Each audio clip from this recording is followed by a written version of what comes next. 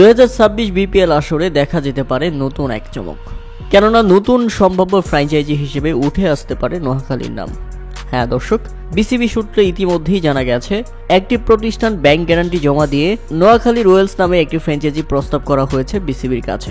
যুক্তরাষ্ট্রে বসবাসকারী নোয়াখালীর কৃতি সন্তান ও সায়েন্স গ্লোবালের কর্ণধার আহমেদ জামিল বাদলের পৃষ্ঠপোষকতায় সায়েন্স গ্লোবালের উদ্যোগে নোয়াখালী রয়্যালস নামে একটি টিম পরিচালনা করার আগ্রহ প্রকাশ করেছে তারা। ইতিমধ্যে সায়েন্স ক্লাব লন্ডনে একটি ডিস্ট্রিক্ট কাপের টিম গঠন করে ফেলেছে। বাংলাদেশ ক্রিকেট বোর্ডের অনুমোদন পেলেই আনুষ্ঠানিকভাবে ঘোষণা আসতে পারে। ধারণা করা হচ্ছে আগামী কয়েক মাসের মধ্যেই চূড়ান্ত সিদ্ধান্ত আসতে পারে বিসিবি থেকে। নোয়াখালীর প্রাণকেন্দ্রে অবস্থিত শহীদ ভলু স্টেডিয়ামকে ঘিরেই তোলপাড় হচ্ছে এই ফ্র্যাঞ্চাইজিটির ভেন্যু পরিকল্পনা। প্রিয় দর্শক, বিপিএল এ নোয়াখালী অংশগ্রহণ করুক, এ ব্যাপারে আপনাদের মতামত অবশ্যই আমাদের কমেন্ট করে জানাবেন। আর নোয়াখালী থেকে যারা ভিডিওটি দেখছেন তাদের সাড়া চাই কমেন্ট বক্সে। সবচেয়ে বড় খবর হচ্ছে আমার সেকেন্ডারি চ্যানেল স্ট্রাইক রেট বিক্রি হবে।